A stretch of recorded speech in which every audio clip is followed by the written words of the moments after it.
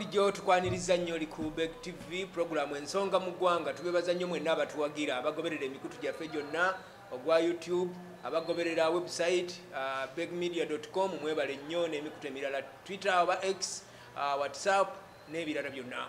Mubuuze ku bantu baffe tugende maaso. Nate tubabuuzaako tubaniriza mu programu yaffe ensonga mu ddiiro.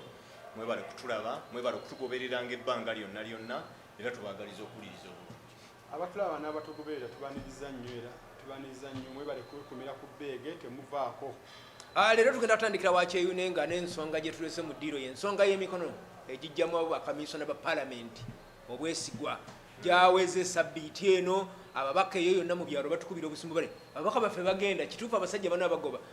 Kyeyune ngenda kutandikira wuwo leero emikono gyagenze wa sipiika niyo almost sipiika ate y'omu ku bavunaanibwa ate nga yalina okusalawo ensonga eno eneggwerawa. Ekyo kibeera kya mateeka ye ku bantu be baagala okujjamu ndowooza okukunkumula omukono mu kibya taliimu bandooza ensonga yeesimbye kuba komishona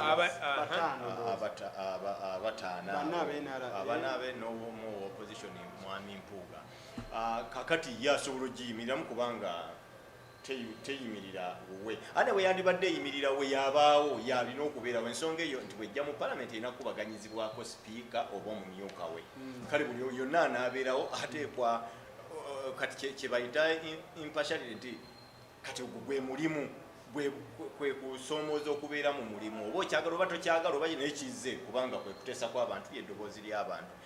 Naye nga kyazze omutendero gwasoose gwakalubyemu kubanga gubatwalidde ebbanga. Abasajja baatulimba giweze bagenza okulaba ne ku lunaku olusembayo ng'era banoonya emikono. So naye nga kati ebyo tebikyagasa ebigasa kati kyakoze eki gyaweze. Kati tulinda butinzi mutendera guddako ensonga emala okwanya kubanga emikolo gino okuwola kyali kyakuleeta kiteeso.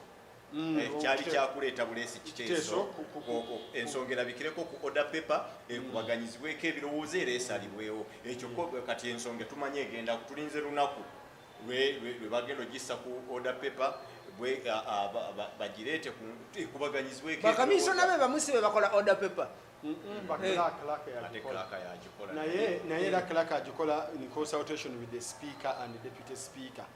Actually akoto kaliwo nti no speaker ayinza n'okugamba erekeyo ensonga kubanga yo ayinza okugirwisaawo nnyo okuteekebwa ku order paper abantu tebakimanyi. Siteeka nti no buli kintu kyoleeta kino genda ku order paper nebadde kubanga of course nagenda kirako kubanga waliwo public interest. Bwe tubeera eno mwe badirisa ababadde mu parliament mutugamba nti bakamiisona batula almost ku lukiiko olufuzi olwa parliament. Another parliament commission eno clerk yalambika engeri entuula za parliament era y'omu yawandika n'agamba leero otuula lwa leero balukoze eki aluyimiriza clerk.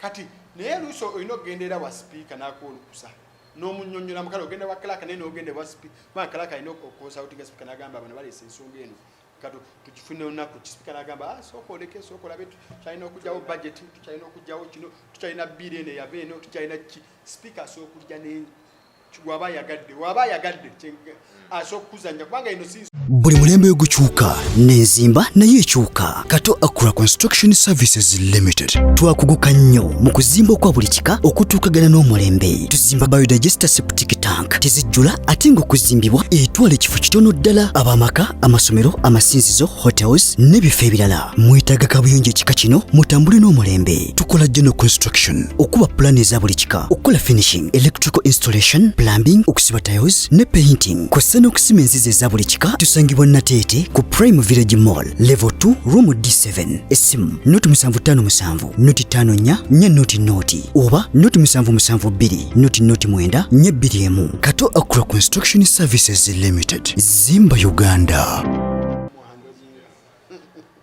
Tukomyewo n'ensonga ya parliament tugimalirize mu dakiika emu 2-3 tugende ekyeyune kiggwerawa finally yonna kisobola okuggwerayo.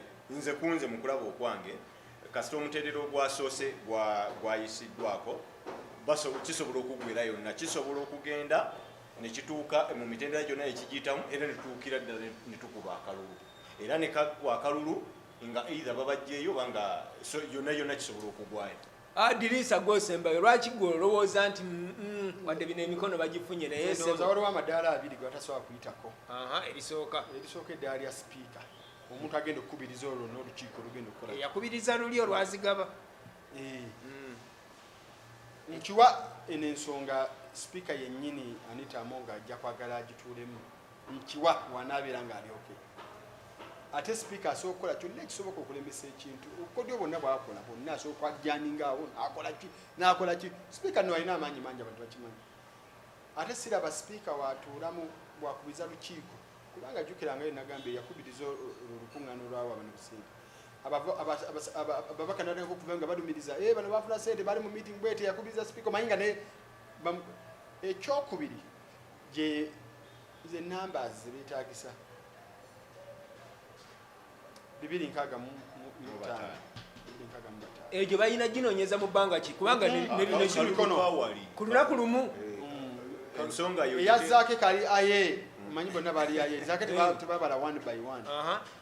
Kati ku luno babatuula balina okukola gumu ku gumu. Sipiika leka nkubuulire ate mwena mutufuna tukirabye sipiika ayinza okugenda niyo manyi kano kateekamu aye bampuuga babakubye nne nakirabira ddala nobatulonde bulonzi anagamba nti kamukalu kano aka secret kubanga bamba bagala nnyo secret ballot n'agamba bagenda bakuba kubanga n'abamu abalaga nno babagenda bayinza okutuuka n'agamba abasajja bakole ki kati n'akateekaku aye ne neeyi kati ne aye wezibeera nga agamba ayes have it twalabako wana akatami nga sipiika alina amaanyi era simanyi sipiika alina amaanyi mukwano gw'abakomishona abo sipiika alina amaanyi gali ludda wange olwalira abasajja bano basobodde okuweza emikono sipiika abantu tebamutya nomumudde nebweru wa palamenti nemumutendereza amaanyi ge tegatuuka waawo ate mukunoonya ngamba mukubiriza alina nga bimaze okutuuka ku desike ye naye nga tebinatuuka ku desike ye amaanyi ge gabeera muntegeere bulungi olowooza sipiika yayagaddeko olunaku n'olumu emikono gino okuwola anti olwokuba takirinako kontrera gyaweze newali tagenda kuba nayo mu mitendera egiddako omutendera ogusooka guno ogwinitiating emikolo program atalinawo control naye kasita kinamalo kubanga kigenze ku desikankulage nno sipiika alina amaanyi n'okutuusa kati babibetinga nga ripooti ya Uganda Airlines ojjukira Ssenyonyi yayimuka n'agamba ojjukira sipiika n'agamba yakoze eki ojjukira n'akakatambi ako n'okutuusa kati tebagikubanga eyo talina tteeka lyeriwe naye kino kiyinza kasa kigenda mu kakiiko tekiriiko wadde kiri mu public interest abantu kubanga ne sipiika alina okubalansiga naye ripooti zonna era zonna ziri mu public interest tuba tuzaagala naye akugambye olwairo tefulumanga kale kati ku luno lwe tugenda okulaba amanyi ga sipiika era weegali go teweetaaga naggala weegali ne mbadenze bulijjo tuwulira amawulire bagagezesaako buli sipiika abaddewa basipiika bagagezesaako sekandi yagagezesaako kuba bikyamuzi bakigundu badde nga batugamba nti bukyanga tuba ne basipiika tuyina super sipiika buyinza teri atabeera sipiika yenna woofiisi waliwo abatakozesa buyinza woofiisi naye zibeeramu obuyinza zibubawa kale tetujja kusukkako awo katulinde Ssekikubo ne banne tulabe gye kinaakoma ani anaasinga musajja